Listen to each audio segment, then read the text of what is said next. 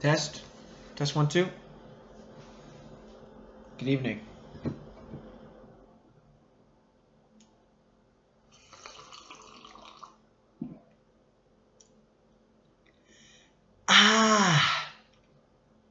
This is my first podcast in a series of podcasts to be continued. I know the camera fucking sucks. I know. If you're wondering, it's a Acer Aspire laptop camera. And it's all I got right now, so I'm just being real. It's all I got to perform to and to entertain you with. I don't know what exactly I'm going to talk about in this podcast. Already it's off to a great start, as you can tell. Oh man, I'm not used to talking on the camera. I'm not used to performing as much as I would, and this is essentially practice for me to be able to perform under pressure. And that little red recording dot is enough pressure for me right now. I'm a comedian, amateur comedian, both in position in the industry and in outlook or technique, I'd say. Amateurish in my approach, for sure.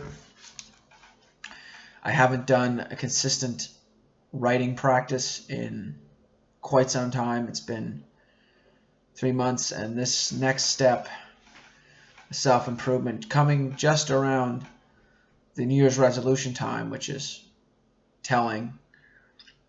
So I'll be improving, hopefully, starting today. Today is my first day quitting smoking. I stopped at 4 o'clock. It's now, as you can tell by the clock in the background, maybe it's 6:07,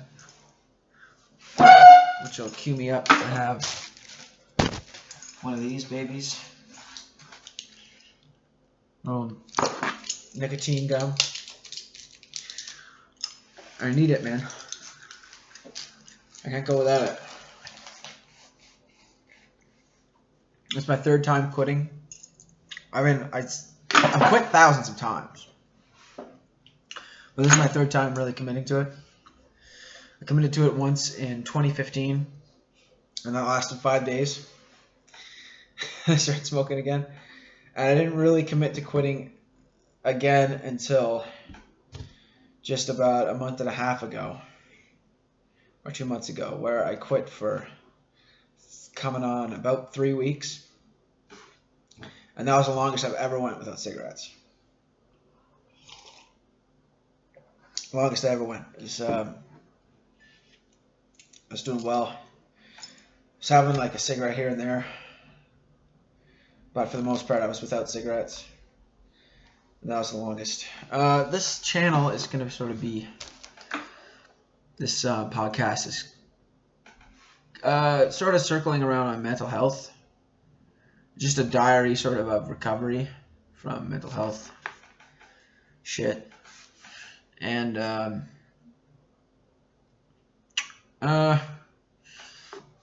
it's a topic that I'm somewhat wary of talking about. I don't know what my position is on the matter. Like, I know I should be in treatment, which I am. I'm taking medication, and I'm doing good on that protocol. It's just annoying to have to take medication, you know, like, you want to be free of all drugs. That's what my goal is. I just quit smoking pot about 3 months ago. And that was the only drug I was using. Besides, I had a drink now and again, but I'm quitting alcohol as well. So I haven't had a drink for probably over 2 months, and I haven't smoked pot for 3 months. And right Right now, there's 2 things left for me to quit, which is smoking and jerking off. And some of you might think, oh, jerking off is natural, it's normal, it's healthy. Well, really, when you're, wasting your seed to pictures of digital renderings of women. They're not digital renderings. I don't watch those like animated videos. Those are fucked.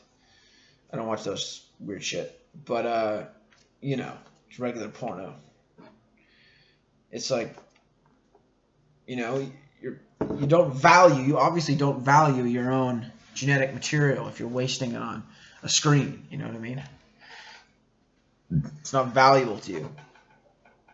And that's what I feel is my problem. I don't value my own seed or my own potential. It's my own genetic potential, That shit has to be stored up like a battery.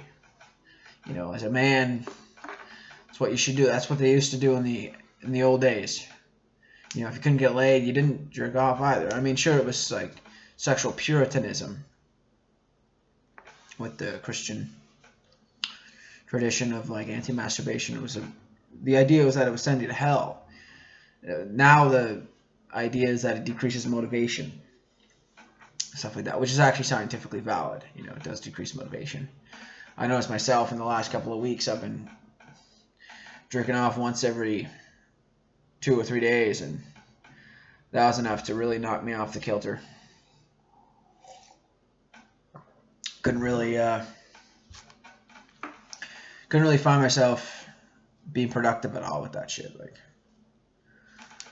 I've been like, one of the things with mental health is like, especially with my thing, I got bipolar disorder, so you have to get a good night's sleep every night, and you gotta wake up at the same time, basically, which I haven't been doing, which is part of the process of recovery is getting to actually take care of yourself in the way you're meant to take care of yourself. And I've always had a problem with taking care of myself. I've always been, I don't know, because I've never, most of my clothes have been bought by my mother.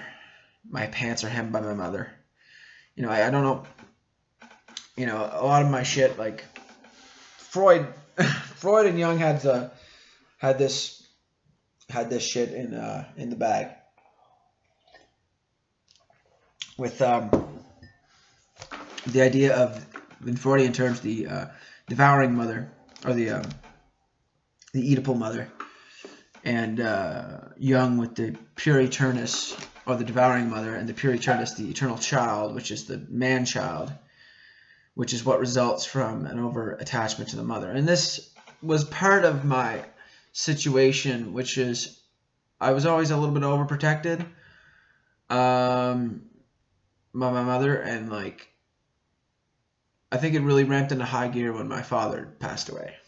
My father passed away when I was 15, and that's the age when you really learn to get to know your father and get to know who he is as a man, and how you can be more like him, or maybe even find fault in who he is and try to correct that in yourself because you're copying him all the time and all that kind of stuff. And that was the kind of the time when I think my father was waiting for in his life, was when he could actually contend intellectually with his children, because he couldn't relate emotionally to us when we were younger at all. Like he was very distant. It was hard to get him to emote with you on a normal level. Like he would bottle up his emotions. I have the same problem. I do the same thing. Bottle up his emotions, then he'd get the angry outbursts and like get mad at you and like snappy and all that stuff. And I don't know, maybe it's because of the way my mom was raising us at the same time, like tending to her every need and cleaning up after us and all that stuff. And like, it was like I found it hard to gain any sort of independence when I was younger. And still to this day, it's difficult for me to find independence, because my mom still calls me like once a week,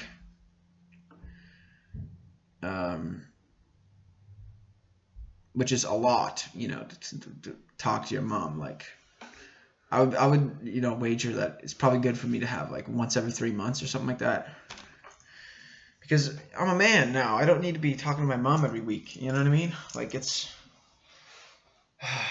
annoying. Like, and I put up with it. I keep going along with it because I think she needs it, but she doesn't need it. She's got a lot of friends. She's a very social person. She can get like good connection with almost anyone. She lives in a small town and everyone knows everyone, and she has good conversations with other people, you know. And I'm her firstborn son, and yeah, I'm the pure eternist. I'm like the man child. That's my problem. Maybe that's where all this mental illness comes from for me. That's what I'm thinking nowadays, like more the Jungian approach rather than the chemical imbalance theory, which is like so narrow in its application. It's about like, oh, you have a chemical imbalance and all this. What about the archetypal framework of what you're going through on a psychological level, like on a meta-analysis level? Like, what are you going through that's archetypal? You know, my journey is from an overprotected, overly comfortable, overly soft, weak, pathetic, doughy, weak mama's boy into some sort of strong, empowered, and powerful individual, powerful man, you know, some sort of strong individual. And that's what I want to be. And I'm not strong at the moment. I'm very weak. I'm caught up in addictions, which is one of the side effects that the Jungians were talking about with the pure eternus. Is a lot of the pure eternus, the man-child suffers from addiction a lot because he has an over-attachment, emotional attachment to like this addictive cycle of clinging to things, which comes from his clinging to his mother. And then he clings to drugs or alcohol, or in my case, it's cigarettes and pornography, which like is a sexual crutch for my fucking impending loneliness, which is like irritating me because you don't get real connection from porn. Obviously, nobody disputes that. You know what I mean? It's like you're getting your intimate contact with a screen. It's not exactly romantic. Then there's no sexual energy being shared back and forth between you and another person. It's just you alone. And even when I was alone, like jerking off without porn, because I didn't have the internet for like 8 months. And for the first 3 months, I had internet blocker, like website blockers on my internet, so I wouldn't look at porn. And that was for like 3 months. I went without porn when I had internet, and then I didn't have internet when I moved to my apartment, and then so I didn't have any ability to look at it at all. So I just let the discipline fall away. I didn't really think about it, but I was still jerking off. Like I was still masturbating like once every 2 weeks or once every 3 weeks, which is less, and it's probably healthier that it's less, but I was still doing it. I was still releasing the load when I should have been holding it in, transmuting it, as Napoleon Hill would put it. And Napoleon Hill has a great view on that sort of self-help guru type character, really successful man. He wrote the Think and Grow Rich, which is like the Bible of self-help. And like the most famous self-help book ever, basically.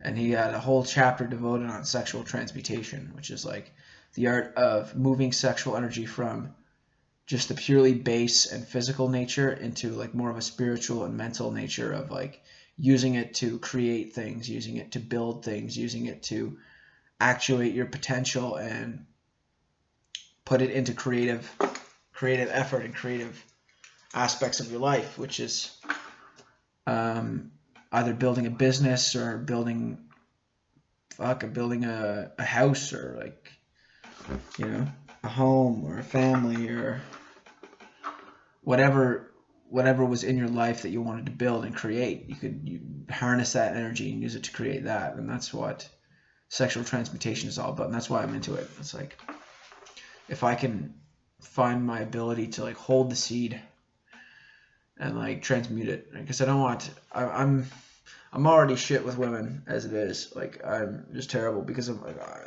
I'd say it's probably Freud goes back to having a relationship with your mother or whatever it is. Like, that might be what it is, but it's also the fact that I'm busting nuts constantly to screens. Like, it's so fucking annoying. Like, I'm not at a low as I was when I came out of the hospital for the first time when I was after my first psychosis, which was back in 2015. And that was my first like manic episode / psychosis, which like manic went into a psychosis, and then had to come out of it. Strong meds and horrible side effects and all that shit, and then depression and all that shit. That was the all-time low in my life. And then, but now it's like, it's almost like this mediocre depression. Like it's like it's just basically a chemical low. Like my mood is fine, but it's like, it's just low. It's like, it's not like suicidal, which is like really bad, but it's like just low. It's like not very motivated. Just, I'm at a stage of where I'm trying to get my shit together, and I've been trying to get my shit together for like the past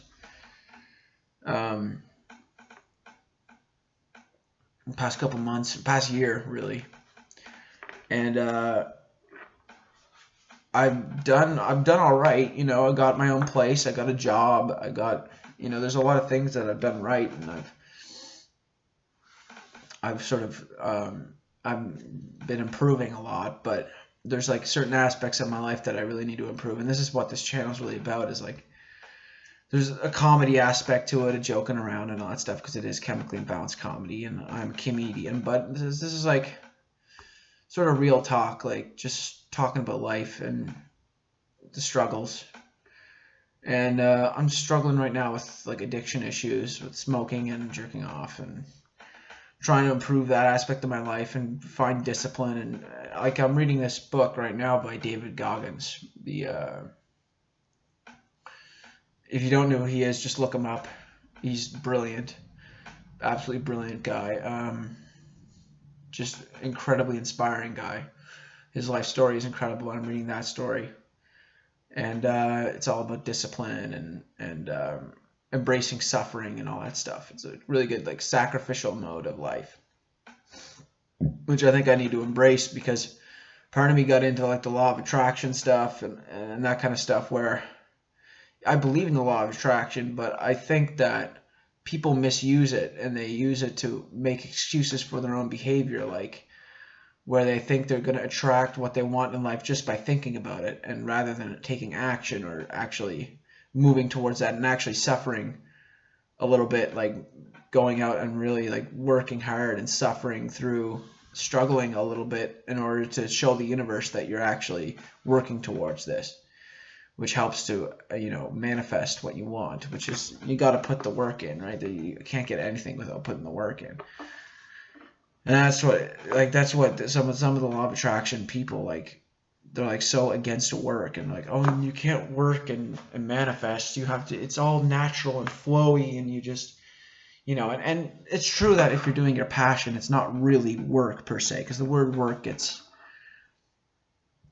misused, and you think of it as like basically manual labor, or like some sort of unwanted labor, like something you don't want to do, which really, when you're working on your passion, a lot of times you don't want to do it. Like you want the goal of it, but you don't want to do the work. Like the work, you have to work at it. You have to put in hours of work at what you want to do. Like for me, writing comedy, I haven't written anything in 3 months, and shows. Like my act right now is completely improvisational, which is fine. I'm doing all right.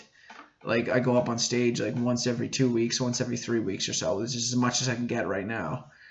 But like the sets go okay. Like I mean, I'm struggling up there to find what the words to say, and I mean, I should have an act, really. I mean, I should have like material prepared, because I don't know if I'm the type of comedian that can just go off the cuff. Those people are very rare.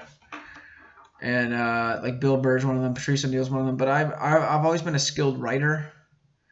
Like I've always been good at writing and getting my thoughts out on paper, and that's one of my strengths as a performer as well, because I used to act, and I did my own sketches in high school where I'd perform, like act in them, and I'd write everything out, like everything was a written out piece, and it was all funny, and people were laughing, and people enjoyed it.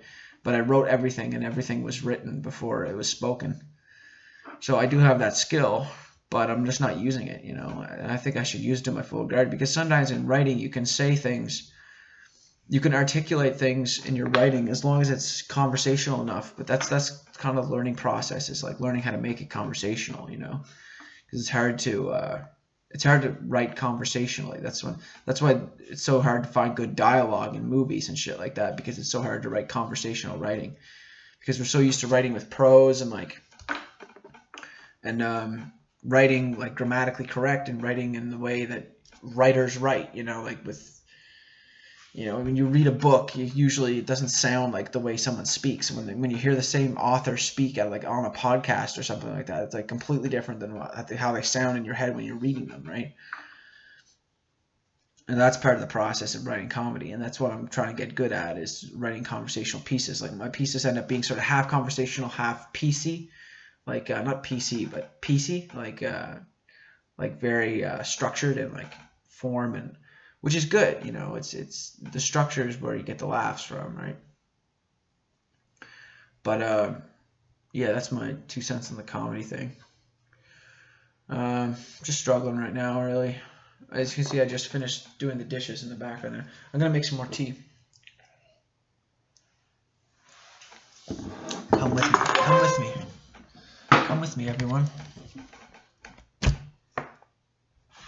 Let's explore the apartment. This is the counter. A little bit of mess there. I gotta clean that up, but whatever. There it is. Nice little setup. Olive oil. So make some tea. Some more brain fuel. Oh yeah, get that water action. Oh yeah. Okay. So yeah, I've been trying to get into working out again. It's one of the things I've been struggling with the mental health. It's like, it's so important for mental health to be physically active. Like, that's one of the things I'm learning, is that the more I slip up with the physical activity shit, the worse I get mentally. I find it hard to find motivation, find it hard to get out of bed in the morning. Like sometimes, man, you ever get up in bed and thinking, oh man, I want to go back to the dream world. I want to go back to the fucking dream world, man. Like, you wake up and you just had a great dream, and you were banging Emma Watson or whatever it might have been, and oh man, that was great. And then you wake up and you're like, oh, I'm still me again. Fuck's sake. Now I have to deal with my life. You want to go back to sleep, and that's what it's like every day for me. When I wake up, I just want to go back to the dream world. It's so sad. Oh man, I don't like. My life's all right, but it's kind of boring at this point. I'm looking forward to visiting my family soon. It's one thing I'm looking forward to. Seeing the dog again. That's what I'm really excited about, my family dog, which is like, he's our little guy. Chester's his name, and he's like, oh, the most adorable dog ever. Everyone who has a dog thinks their dog's the most adorable ever. It's my dog. I love him to death. And I just miss him like crazy. It's one of the things, when you bond with an animal, like the bond with an animal is like, I find I can bond more with animals than I can with other people, because they're so giving. An animal like a dog, they just give you their love, right? They're so giving. Like they don't have an agenda to what they do. They don't want anything from you other than your love. They just want your attention. They don't want they want you to notice them. They're like, hey, how you doing? But they just give the love. It's almost like they don't want anything too. Like, that's the other thing. That's like, they just want to give to you. It's so great. They're like so loyal and devotional. I love dogs. And I love my dog. Miss him like crazy. Oh man. So one thing that helped me during my mental health thing was just the dog being there. Like, every time I get sad, I just go over to Chester and snuggle with him, lay down on the floor with him and just like give him a tummy rub, spoon him. Oh man, so fun. Love that dog. Should take a video of him when I'm home. I gotta get a camera. I gotta get a good camera for this channel, that's for sure. Like, this this setup is pretty bad. Like, and I want to have like my roommate who's our housing program is like a mental health housing program, where like if you have mental health issues or addiction problems, it's sort of a way for you to live, get on your feet, and then get a quote unquote real apartment in the real world after that. So it's a little more like affordable than normal apartments, but it's really good quality. Like, it's a really nice place, and the building's great, the people are great. Well, my tea's going.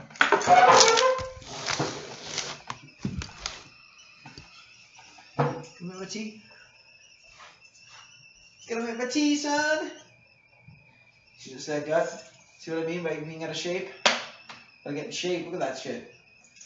Oh yeah, the dad bod. Not proud of it. Don't be proud of your dad bod. It's not confidence, it's a facade. You're not confident with that dad bod. You don't feel good.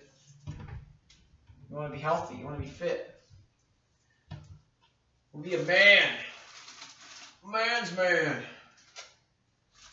One thing I'm noticing with like jerking off constantly is that my voice gets more high pitched.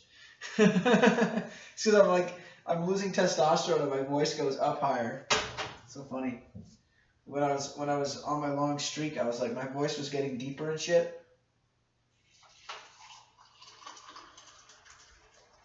Because I was like super high T levels. Now I need like a bunch of coffee to wake me up and all that shit. Cigarettes and oh man. I have been smoking for like years though. It's been 4 years this year since I started smoking. And I haven't really taken a break other than those 2 times. This is my 3rd time. I don't know if I want to. My goal is kind of to go an hour with this podcast, but I don't know. I'm just by myself talking to a camera. It's kind of weird. And like, nobody's going to watch this. Who the fuck's going to watch this, Brand new channel, grainy footage. If I put it in podcasts, maybe someone will go, oh, what's this? Chemically Imbalanced. That looks funny. And then just be bored to death the whole way through. Oh, wow, this is interesting. Yeah. It works with Bill Burr because he's like, it's only audio. So you don't have to watch him looking at a camera and stuff, That's not interesting to the eyes. Like with this, I'm like doing it on YouTube, and you got to have some sort of interesting thing on your video, right? Can I whip my dick out or something like that? No, I can't do that. That'd be on Pornhub. A Pornhub podcast. I'll upload this to Pornhub. It's just a podcast, and then it counts as porn because I'll whip my dick out halfway through and then go back to talking. Oh man, so stupid. Pornhub.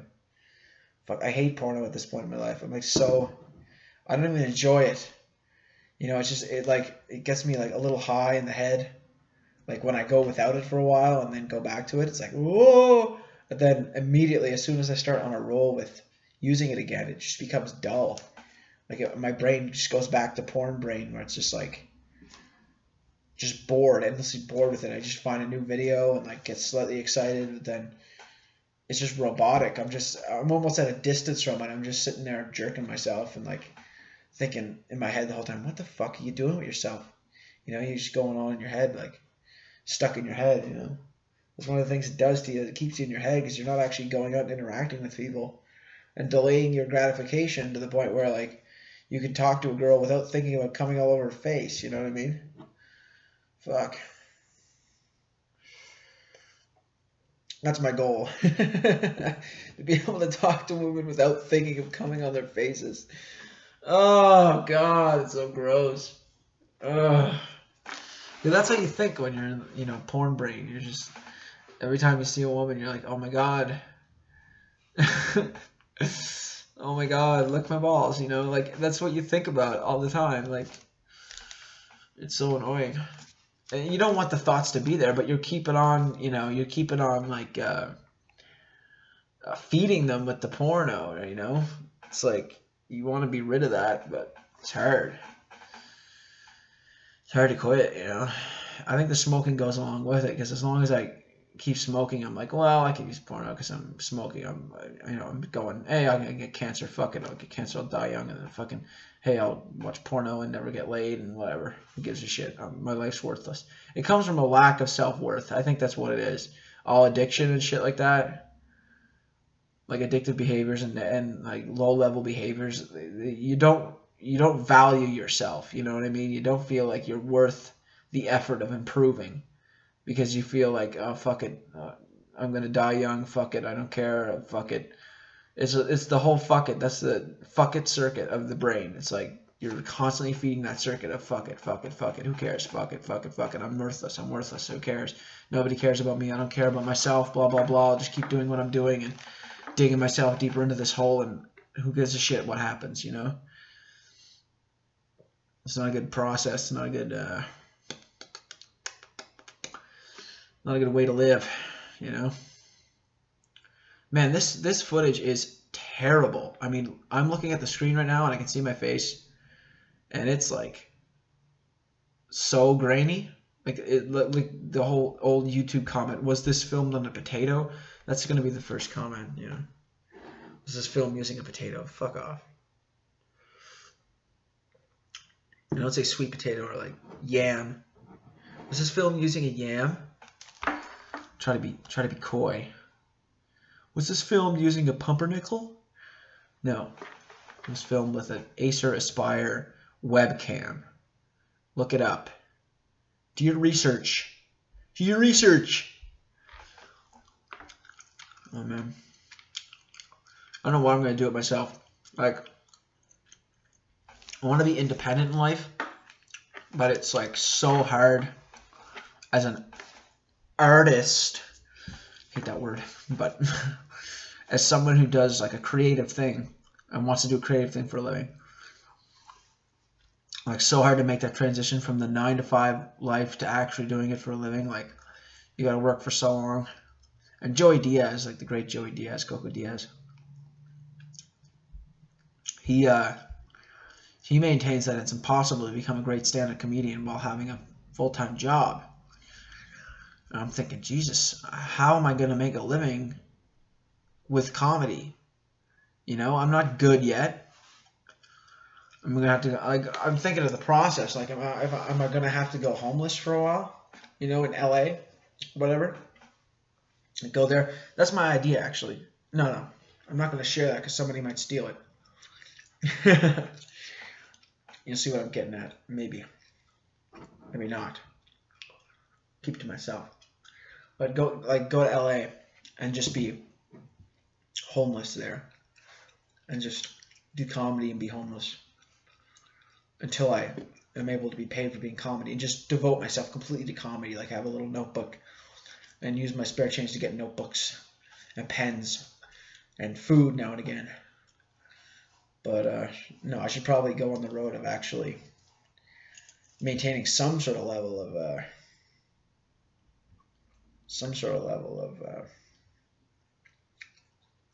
economic stability, let's say.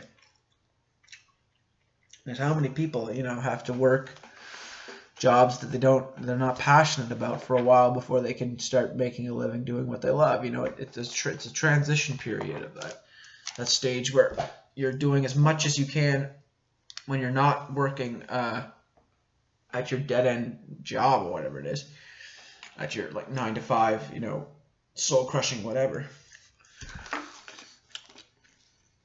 before you can actually make money doing that thing that you really love to do.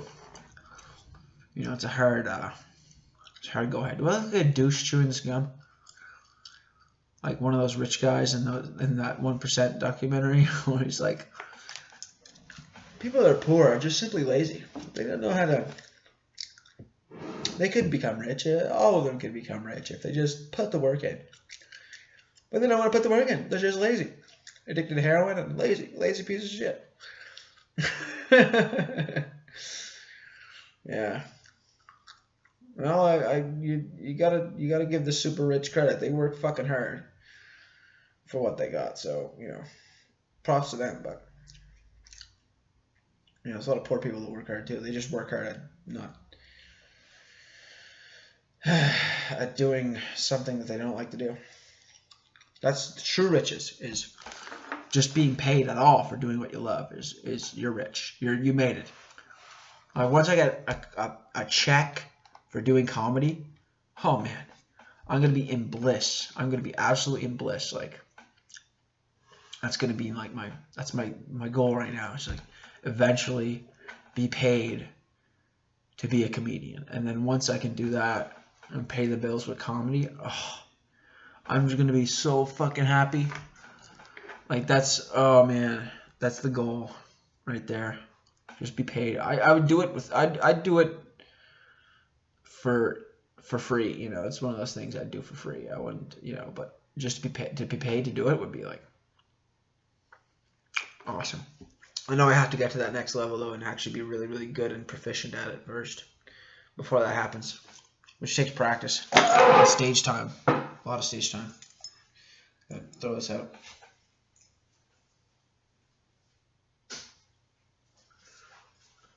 I'm back. Yeah, so we're at 36 minutes. Shit talking.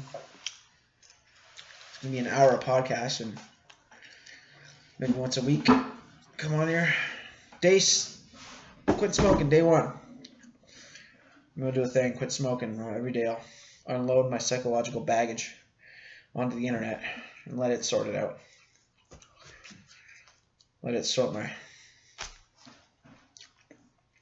hopeless dreams. That tea, that Cape Breton tea. From Cape Breton, Nova Scotia, Canada. In case you guys want to track my location and fucking assassinate me. In case I tell too much truth, man. The CIA is coming after me. Yeah. Oh, man. I want to cut it short at that, but I gotta get some writing done. Definitely gotta do some comedy writing. Oh, man. What a tough life. Self-discipline, man. It's a tough road. Well, I don't think I'm going to be able to talk about much more. And this is the first. Fuck it, I'll keep going. What else can I talk about? I had to do an hour every time. That's my goal. Fill an hour with content. Unedited, uncensored. Real talk, man. Like, no bullshit, no fucking around. Like, real shit, man. From the heart to you. From my heart to yours. It's real shit, man. You're gonna be so moved and impressed by this, like, heart of mine. It's gonna, like, move you in so many ways. I'm sick and tired of myself. I'm just sick. Oh, man. Like, dealing with myself. Like, oh. If I was like.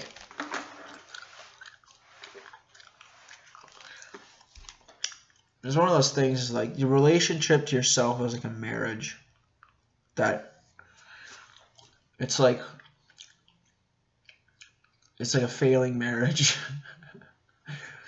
You're like trying to hold your shit together. You're just trying to keep the shit together and keep the intimacy going.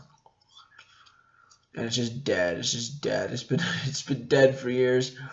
And you're just trying desperately to keep the relationship going, but it was like, oh man, it's hopeless. We do it for the kids, man. We do it for the kids. You know. Yeah. It's all for them. We would get a divorce, but the kids need us together, so we're gonna just tough it out. Which, by the way, is the right thing to do, I would say. If your marriage is failing but you have kids, stay together for the kids. It's probably the best. Don't be selfish. Oh, well, I want my needs met, and my spiritual needs are not met by my husband or my wife or whatever it is, and again, I want to go away. I want to fucking end it all. As long as the kids are older, like if they're like, 18, 17, and 15, they might be able to figure it out. They'll be all right if you split up. But like, you got little kids, like, don't do that to them. Unless it's an abusive relationship. If that's the, if it's an abusive relationship, break it up. If you can kind of find your way out of it. But, I don't know much about relationships. I'm kind of not exactly a dating coach, but still a virgin. That's so funny to me. I just gotta laugh at that. Like, the amount of sexual opportunities I've had are like so slim. I never take the first step. I'm like at a distance, just looking from a distance at women, like going, if only I could be in her life. Like, your brain goes, this tiny little voice that's like completely ignored all the time goes, well, just go over and talk to her. Just say hi to her. What, go over and ask her out for coffee. It couldn't hurt, The only bad thing is you're going to be rejected. Oh no, rejected. Ugh. And it's like this like sad little sappy heart won't be able to take the rejection. So I completely avoid the confrontation altogether. Like the confrontation, that's what I think of it as. It's like, I assume that she doesn't want me to begin with, and then my actions follow suit. And why would she want me? I'm a fucking deadbeat. The stage of my life, I'm like really not well to do. Like, I work at Dairy Queen, for God's sake. What's the desire? I'm not exactly a success story just yet. I'm on my way, though. I'm going to be big. I'm going to be a superstar, man. Superstar comedian. Everyone's going to love me. People are going to, like, worship me, man. They're going to be like, oh, my God, he's, like, the prophet of our age. He's so... I hate saying that shit, and it's so annoying. He's like the new Lenny Bruce, Speaking truth to power, man. Oh shit, man. You're like on the ball, buddy. All that shit. Oh man. The next Lenny Bruce, yeah. I actually have a book on Lenny Bruce. It's a really good book. Called Ladies and Gentlemen, Lenny Bruce by, I forget what the guy's name is who wrote it, but it's like his whole life story from a perspective of somebody who has like lived with him. Like followed him for years, figured out his life story and everything. If you're ever interested in getting a book on comedy, it's probably the only book you'll need on what it means to be a comic genius, like, and all the pitfalls that go with being a genius, all the like psychological trauma and like addictions and all that kind of stuff, impulsivity, like a megalomaniac, that guy. Oh my God, I got a little bit of that in me, not the genius part, but the megalomania for sure. I got a little bit of that in me. I suppress it, I push it down. I don't let it have expression, but it's there. It's there, the megalomania, the fucking giant ego. That's why I don't want to talk to women, basically, is because I think I'm too good for them. That's what I say now, but I really don't. I don't actually think that. I think they're too good for me. That's the problem. I think I put them on a pedestal. Like in that, like the 40-year-old version, like, you're putting the pussy on a pedestal, man. Don't put the pussy on a pedestal. It's like that whole thing. That's what I do. Like, I like need them. I need the women. It's so pathetic. And it's like, you shouldn't need them. You should be like, you should be completely independent, and they just come into your life if you're playing your cards right. They come into your life. They chase you. You don't need to chase them. That's what it's about, man. Getting them to chase you. I don't know what the fuck I'm talking about.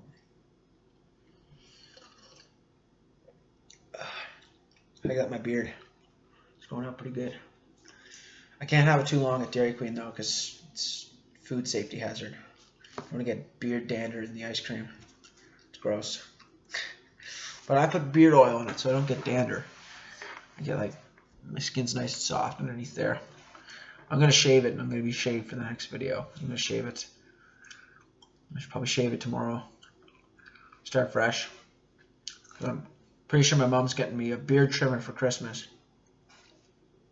And then once I get that, I'll be able to maintain the beard, but that's not till Christmas, so that's for another 20 days. So by the time 20 days rolls around, this beard's going to be a lot bigger, and I can't go to the old Dairy Queen like that. It's going to be too much hair.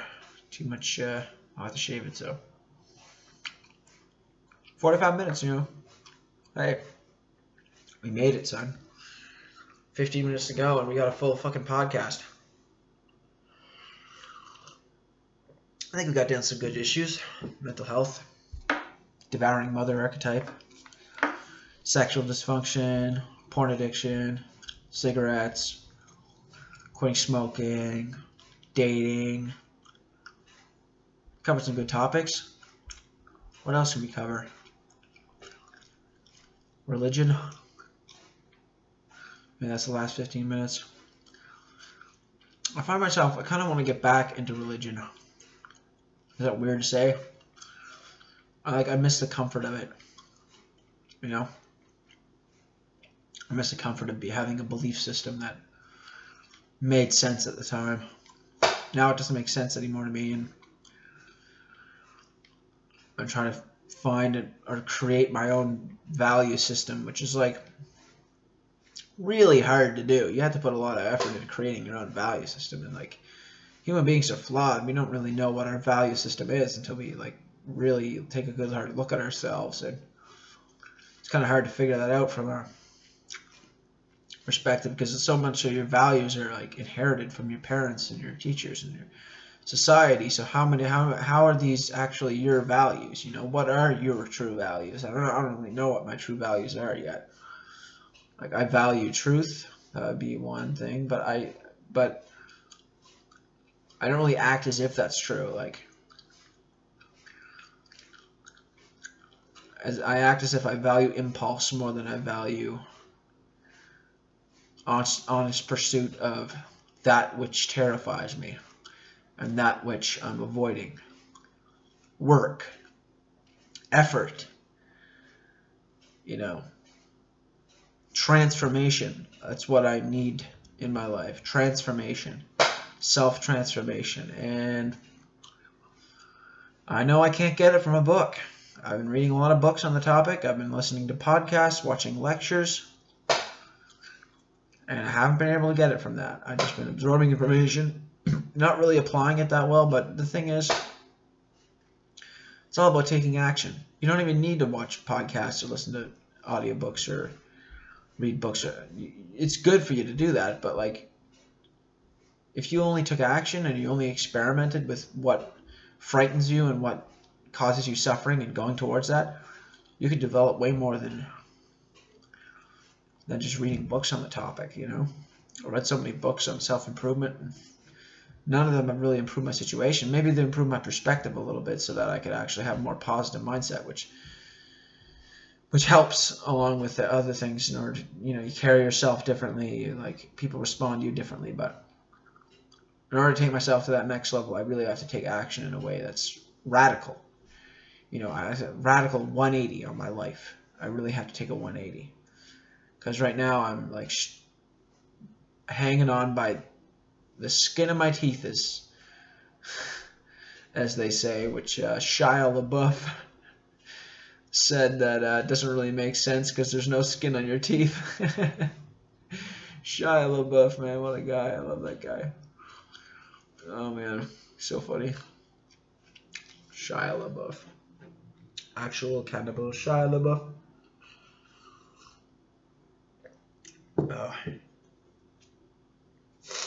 Yeah. So tune in next week at some point. Come up with a new video.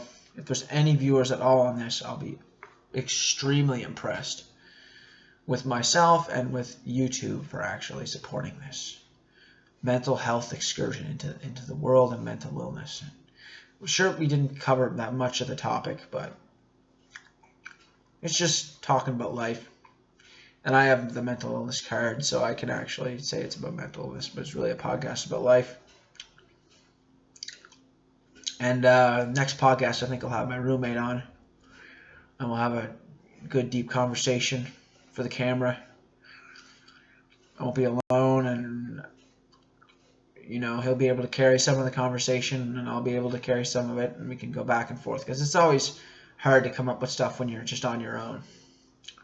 It's good to like bounce your ideas off somebody else, because right now the audience is just this camera, and I know that there might be some people watching once I upload it, but who knows?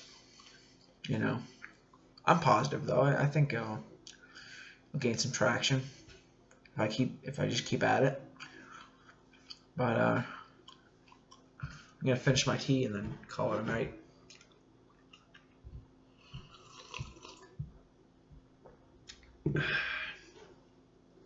$6:55 right now, and I still didn't get my writing done for the day. I'm trying to make the Jerry Seinfeld chain going. Jerry Seinfeld had a writing technique or a motivational technique where he had a calendar set up,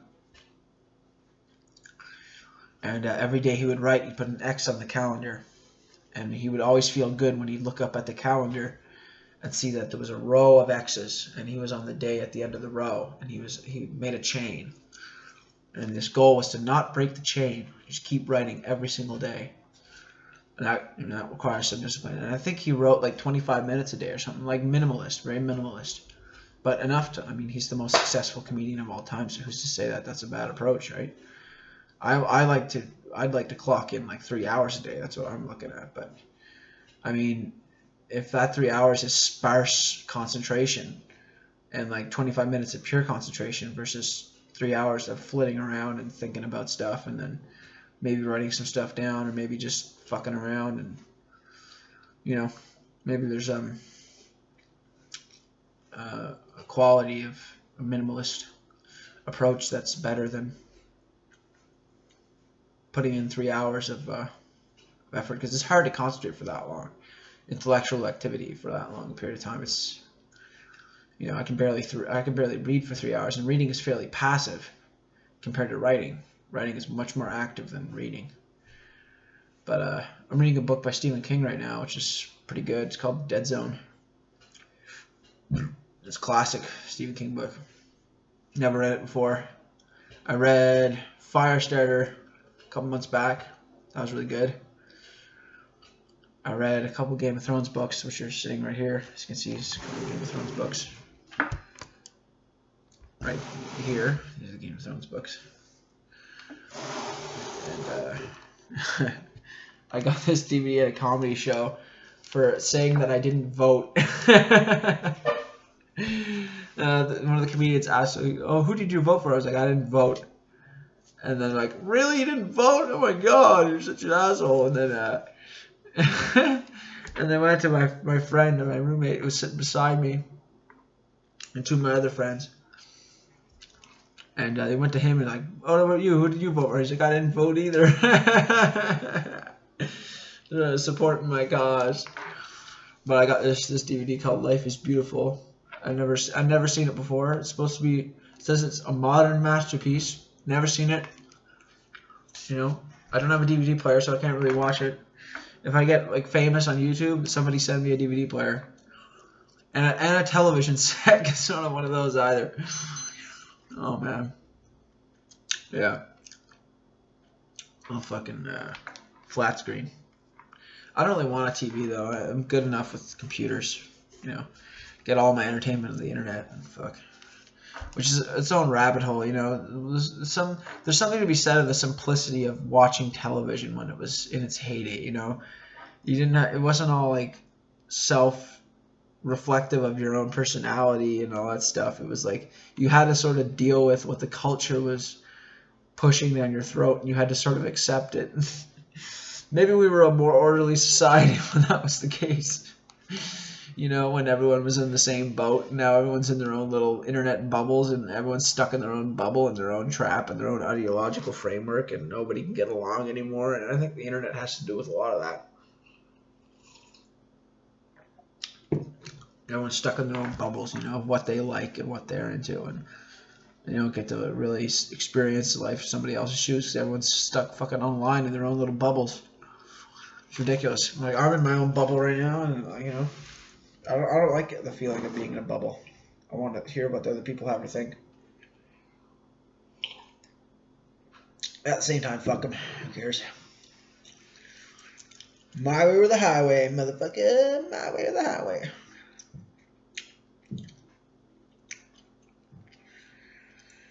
I wish I put a little more effort in the university this year.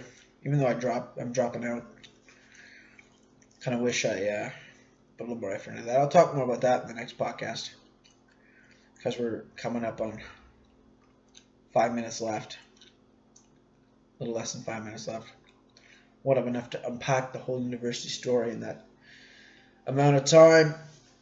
But, yeah, just the university's not for me. Gave it a try. Gave it the old college try. And didn't work out. Do you like my cup? It's dogs. Doggies. Got it at the Value Village.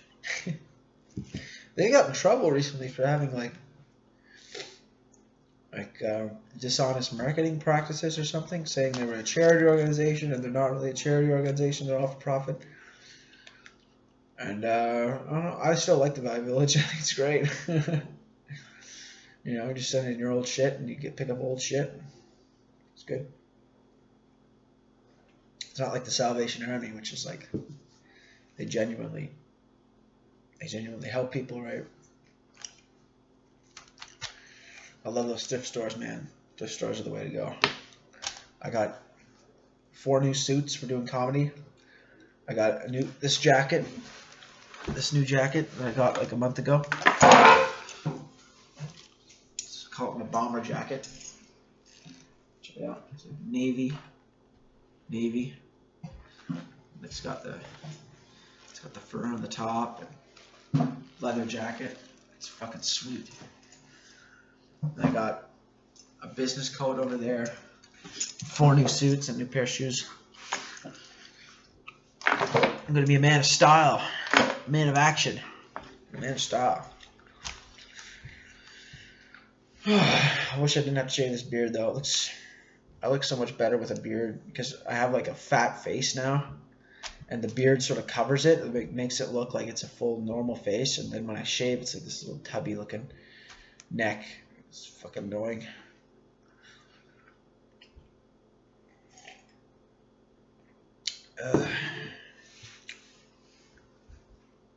Well,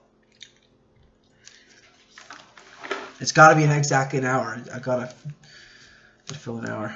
Anyone want to buy some vape juice? I don't have a vape anymore because apparently they cause popcorn lung, so I got rid of my vape. But this is, if you want to get popcorn lung, and you feel the need to get popcorn lung, and you want to get all that popcorn lung action all up in your lungs, then you can email me at whatever email it says on my account or whatever, which is, I don't check that email, but contact me with the email that's on my website, which is comedychronicles.home.blog. Comedy Chronicles, no spaces, .home.blog, and you'll find my contact information. And you can contact me, and I'll send you this, no charge. I just want to get rid of it. I'll send you this as a token of my gratitude for being my first subscriber. Or how about that? Once I got a subscriber,